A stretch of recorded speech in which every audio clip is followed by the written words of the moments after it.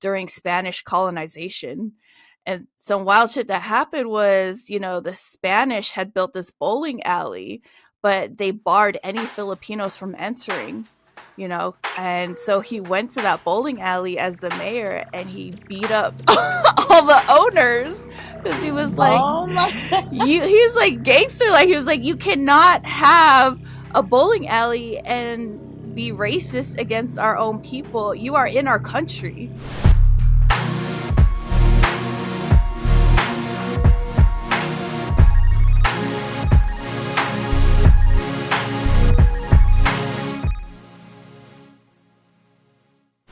What's going on? This is Jason.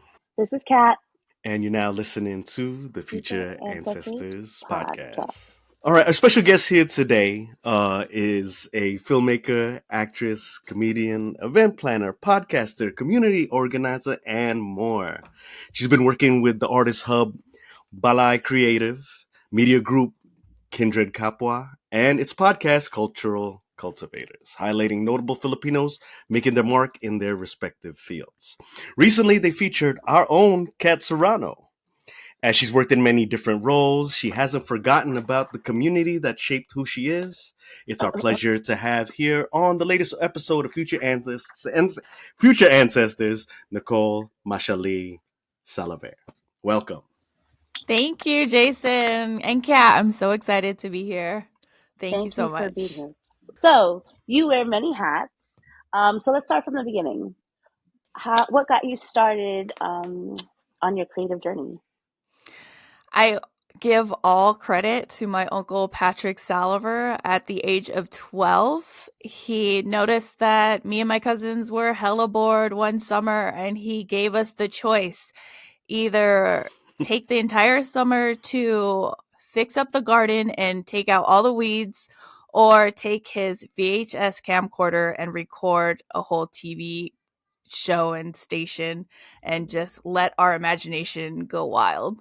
And so that summer, I take that as an invitation to do what I wanted. And I made my cousins do SNL skits, Mariah Carey music videos, reenact Aladdin. I even did like Jay Leno interviews with my cousin who was only like 2 years old.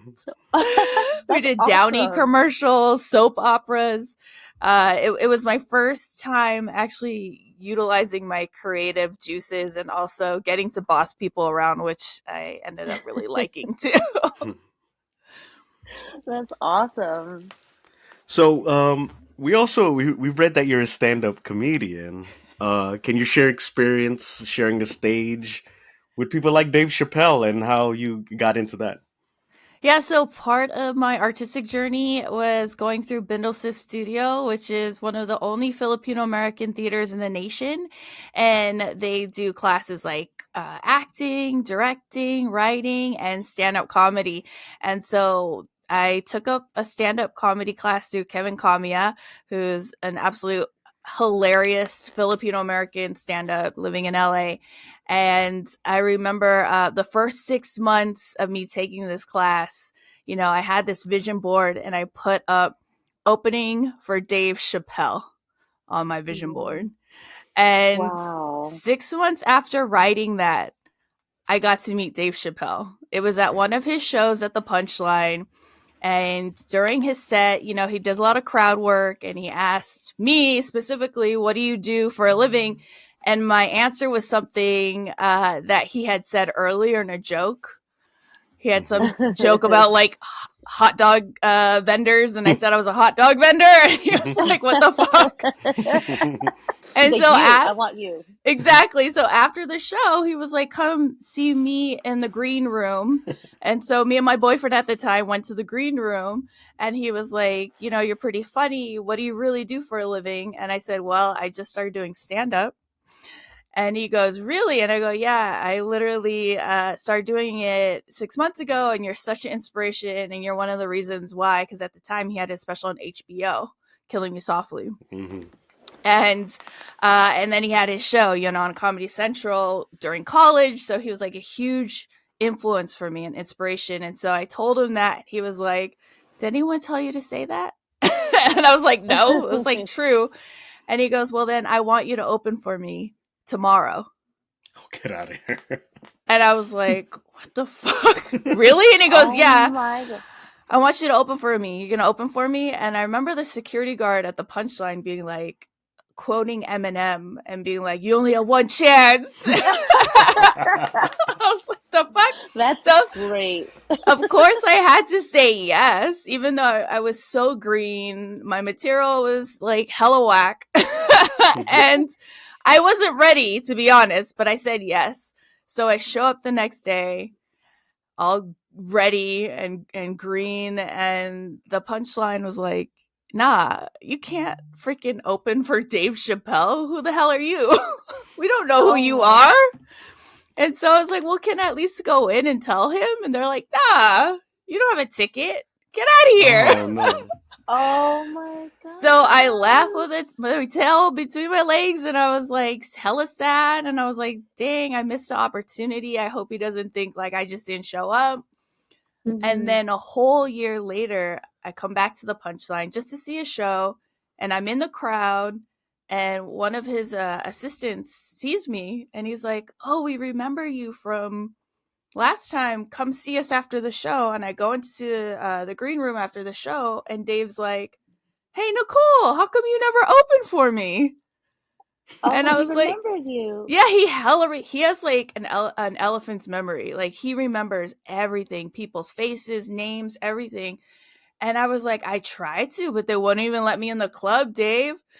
And he was like, you know what? Fuck it. I'm putting you and your whole family, whoever you want, on the guest list. And you know, I'm Filipino, so I know like half the Filipinos in the Bay.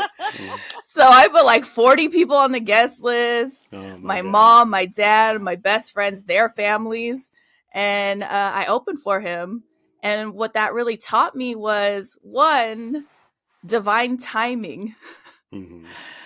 I was so green the first time he asked me. I would have bombed so bad. It would have been embarrassing, and he probably would have never asked me to open for him again because he had never seen my stuff. But I had a whole year after that first time he asked me to actually like work on my routine, you know, really work on my voice as a stand-up comedian. And then so by the time I got to finally open for him, he was impressed. And so after that, anytime he was in the Bay, he would call me up and be like, open for me. I have this gig at the Shoreline. I have this gig, you know, wherever, and open for me. And then, you know, I got to work with him and all these other stuff. So it just goes to show like manifestation is real. Yeah. And kudos to Seriously. you for being fearless and willing to go on even though the first time, you know, that's amazing. You're just like, fuck it, I'm gonna take the opportunity. Yeah. That's awesome.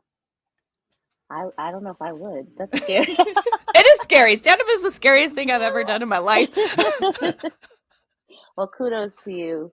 So wait, where is your family from in the Philippines?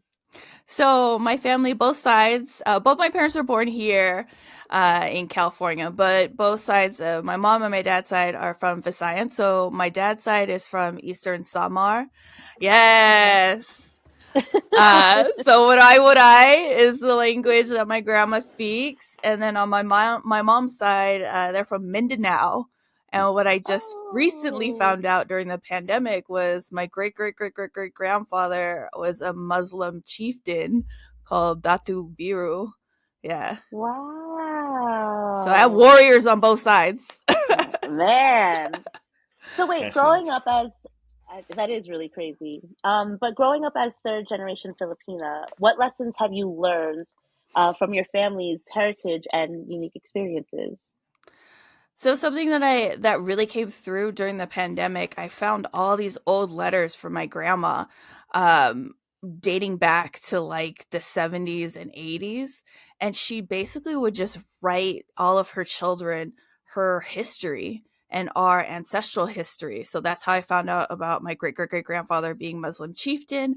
I also found out that her father was one of the first mayors of Dipolog during Spanish colonization. And some wild shit that happened was, you know, the Spanish had built this bowling alley, but they barred any Filipinos from entering. and so he went to that bowling alley as the mayor and he beat up all the owners because he was like, Oh my! he's like gangster. Like, he was like, you cannot Dude. have a bowling alley and be racist against our own people. You are in our country. We are the Philippines. And so like that just goes fast forward to my grandma who came to America to help other Filipinos. She's a valedictorian, she's well educated, and she would help the Monongs in the International Hotel, who was also my grandfather, her husband, with their visas and with paperwork. And so my family has a long history of activism and preserving cultural heritage and art, and also just like resistance. So my uncle Patrick Saliver, he was part of Third World Liberation Front, and that basically was the student strikes in 1968 to 69 at SF State, which gave birth to the first school of ethnic studies and the ethnic studies departments all across the nation. And so when I discuss stuff like this, I just spoke at a class at USF about my family history. And when I talk about it, it's like I was telling these kids, these students, that resistance is in my bloodline. Resisting oppression, resisting the status quo, resisting racism, colonization, all these things that were built by colonialism, basically. And so I feel like resistance is in my blood, but overarching bigger picture, I feel like that's just in all of our blood as Filipinos. We have, going back to Lapu Lapu, like we have that in our blood to go and push back against what we feel is wrong, and to really have pride for our people and our heritage and our culture, and just like re-indigenizing ourselves, I think. So to answer your question, I think it's resistance, but also like preserving a lot of our stories. I love that you say that because I have always felt the same. Like, I've always been about resistance and justice for all. And not until recently did I realize that it comes from us. It is in our Filipino blood because of everything that we've had to go through, because of colonialism and all of this stuff. It's just by nature. Because the only thing that I knew was MLK or Malcolm X, those stories. So I would always wonder, like, I'm not Black. Like, why am I so drawn to these stories? And now I realize because we have our own. We do. Which is what I love what we're doing, because what you're doing is similar to what we're doing here at Future Ancestors. So thank you. Yeah, it's Larry Itliong, Patrick Saliver, my uncle. All these people have done the work, but they're not recognized. Even in that class last night, I was like, how many of you know who Larry Itliong is? And only half of the people in the class raised their hands. I was like, well, how many of you know who Cesar Chavez is? Everyone raised their hand. Exactly. Because I didn't know about Larry either until recently. So I think it's so important for us to continue to share these stories. 100%. So I'm glad that you put them on to Larry. That's awesome. And it's not a surprise. That's why, like what you're doing now with one of your project, Kindred Kapwa. What does that mean to you, and why is storytelling so significant in our community? Just as you're saying, connecting to resistance and our cultural past. So Kendra Kapwa is my production company, and Kapwa is the Tagalog word for togetherness, for harmony with others, for seeing yourself and other people. And it's this idea and spirit that lives in the Filipino people, I think, that transcends, borders, that we are mirrors for each other.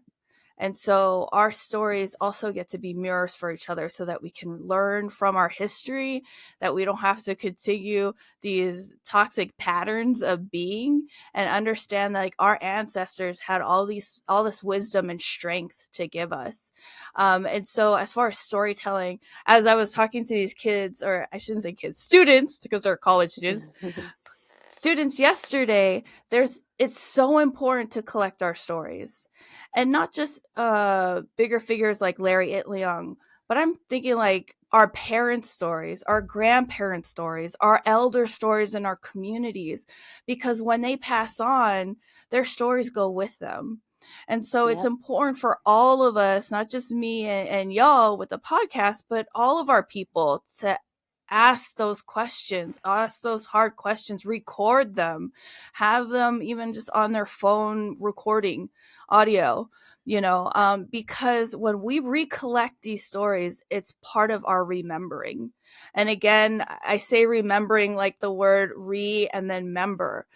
And why it's important, because colonization and colonialism and white supremacy would love nothing more for us to feel like we're not enough and Yep. disempower us as a collective and as individual people. Why? To control us, to Yep. be just pigs in their system. But when we remember and when we recollect our ancestor stories and our elder stories, we empower ourselves to know that we are more than just a cog in the system. We are more than just a worker, 9 to 5 in the matrix. We have this power that is open to possibility. We can literally manifest anything, right? And that only Mhm. can happen when we recollect, when we connect with folks in our community and we tell these stories, just like what y'all doing with your podcast, giving people a Mhm. platform to talk about their lives and their stories and how their experiences have influenced them. I'm sure people that listen to this here or even past episodes feel like, oh, I finally feel seen. Mhm. I finally hear a story that connects with me and my experience here in America or maybe in the Philippines. And so I think Yeah. that's why I'm so drawn to storytelling and also to other people who are storytelling and giving a platform to our stories like y'all. And I commend you for the work that you're doing. Also, I just wanted to share, like, it's everyone's stories, right? Not just people who we know, like, Mm-hmm. that are famous. It's really right because none of our stories are being told. I feel like it's also up to us to find them, Mm-hmm. right? Like Ate Lenny and people that are not maybe so well known. Because Yes. obviously, if you're in entertainment, it's without say, everyone knows who they are. Mhm. I think it's kind of more just everyone's story. So, thank you for what you're doing too. Yes. So, in your podcast, Cultural Cultivators, you shed light on Filipino stories and heritage. How has your journey into podcasting deepened your connection to your own ancestors and cultural roots? So I like to start off my podcast with a quick grounding and a connection and reflection on ancestor. And my first question to all my guests is there an ancestor or someone that's passed on that you want to call into the space to help ground us in this conversation? And I like to do that with my guests because one, it's a way to honor our ancestors and the wisdom and strength they gave us to be here today, but also two, to invite the ancestors to come into this conversation and help guide it. And Mm-hmm. so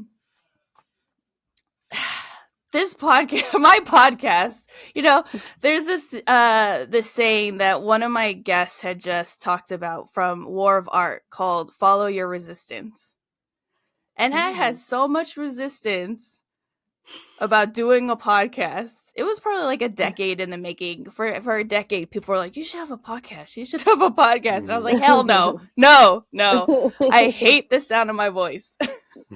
Really? I like Yes. it. And so I resisted it for so long, but when I finally said yes and I finally started to produce episodes, it was like Ancestor was like, Aw.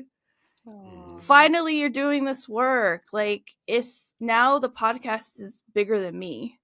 It's bigger than my ego. It's a way Mhm. for me to connect to people, again, to be a mirror for folks and for folks, our guests, to be mirrors for others. And I really feel like when I'm in connection with other people and sharing space with other people, it's not just me and you, me and Kat, me and Jason. It's us Mhm. and all of our ancestors that are sort of like in this conference room together, just like chismissing and guiding Mhm. this conversation and like, chatting with each other. And it's like a huge meeting, right? Yeah. Of us and everyone we carry with us through our bloodline, through whatever the other spiritual realm, whatever you want to call it. And so when I do my podcast with others, I'm very cognizant of that. And I'm also like, it's a gift for me to be able to share Mm-hmm. space with folks and their ancestors. And I Mm-hmm. like to think of it as like a way that not only can I reflect parts of me back to them and them to me, but I also like to think that we are connecting our ancestors to everyone that's listening to this conversation and their Mm-hmm. wisdom, all this Yeah. ancestral wisdom that's coming through. I will say a lot of the things that I say, especially on my lessons learned at the end of my podcast, a lot of that is ancestors sort of like whispering in my ear of like, this was an important part of your conversation. Summarize it. Mm. Talk about this part. It's going to speak to someone that listens to your podcast. And so I go with it. Just like when I you love sent me these questions before this podcast, I was like, I didn't have that. time to like write them down or, and usually I like to be prepared. That's my ego. Yeah. But today I was like, I'm just going to let it flow and allow ancestor and spirit to just come right out and say what I get to say and should be said and needs to be said. And so I just kind of trust. Yeah. I love that. You're flowing. Flow is my word. That's my word. And I'm glad you say that, because I just, on a little side, I'm just like, when the ancestors speak to you, but sometimes I feel like they're looking down on me. I'm like, yo, boy, you better get your act together too. So Also, yeah, I sometimes I'm say like, that they're too. like, what you doing?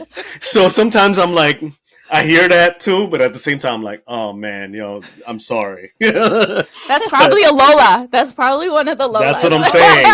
That's what I'm saying. So I'm just like, oh, okay. So, all right. Getting back on it, as we strive to honor our ancestors and preserve our cultural legacy, speaking about preserving, what do you envision for the future of the Filipino diaspora as we strive to honor our ancestors and preserve our cultural legacy? Oof. You know, again, I'm going to reference this class because it was so fresh in my mind yesterday. I told the students there that after speaking with them, it was really a discussion. I gave a presentation about my uncle and the impact of the Third World Liberation Front and the creation of ethnic studies. But really, it was a discussion with these students. And the feedback I was getting from them really gave me hope about this next generation and beyond that. And this is what I told them. I said, I know my generation can do so much, as far as like re-indigenizing and and fighting for the liberation of all people. But me just being here and doing the podcast and y'all doing your podcast, we are really planting seeds for the next generation and this younger generation. We're planting seeds that we may never see grow in our lifetime, but maybe it'll be grow maybe they'll be sprouting in my son's lifetime, in your son's lifetime, in your kid's lifetime. Maybe it'll be sprouting in these students' lifetimes or even within their descendants' lifetimes. And I say all this knowing that I have hope for the future of this next generation of Filipinos and Filipino Americans. And I also, my prayer and hope for them is that they can look past all of the oppression and all of this control that colonialism brought to our people, see past that and instead see the possibilities for their own lives, that really anything is possible, and live their lives freely, with real liberation, to be who they are, to think what they think without control, without fear of, physical harm, mental harm, unlike our ancestors, unlike my grandfather who came in 1927, was a monong of the International Hotel and had to like physically be witness to his other comrades being killed by white supremacists, and so Yeah. I have so much hope for this next generation. And I know that we're planting seeds because we can go so far, but our future generations can go further. Yep. Well I mean, said. that's really what we're doing, right? We're leaving a blueprint for the next generation. Having these conversations, I feel, holds a safe space for them to be, because we're brave enough to have these conversations Mm-hmm. Mhm. and uncomfortable conversations talking about things that might be against status quo, so Mm-hmm. that way they can feel free to actually do it. Mm-hmm. So, last question. As a future ancestor, what legacy do you hope to leave Oof, such a good question. I love this question. behind? Because before I had my son, I want to say a lot of my life was focused on my ego's wants and needs and goals. And then after I had my son, especially during the pandemic, my focus and intention went to legacy. And what am I leaving behind, not just for this future generation, but specifically my son who has he has his second birthday tomorrow. Oh Oh, wow! happy early Yeah, thank birthday. Happy you. birthday! And so what am I leaving my son? What can he look back on and say, my mom did this for not just herself, but for me. And so moving forward for descendants and future ancestors, my prayer and hope for them is that they know anything is possible. That we had so many limitations growing up, just me being a kid from the 80s and 90s, this being an artist is like, what the, you're throwing your life away, Exactly. you Exactly. know, from Yeah. my parents and their generation before them. Like, hmm we didn't get the support we needed to be real artists. You could do it Yeah. on, in your hobbies. You could take Yep. a class or Exactly. two, but you can't be a rapper. You can't be a Nope. dancer. You can't be a filmmaker. That doesn't make It real was not money for supported. Filipinos. We were not supported. And so for me and my legacy, it's being the supportive parent that, hey, if you want to be a rapper, here's Ruby Ibarra. If you want to hmm be a filmmaker, here's HP Mendoza. If you want to be a singer, here's Wida. And these are all people I interviewed on my podcast. So these are real people, real folks in our community that are doing it, that are making money, that are thriving, that are breaking barriers and pushing our culture forward with the intention of community and kapwa. And so my legacy now is not just for me, it's for him, and it's for his future descendants and generations that go beyond him. Just like my legacy was from my ancestors, my grandma, my great great great great grandfather, chieftain Datu Biru.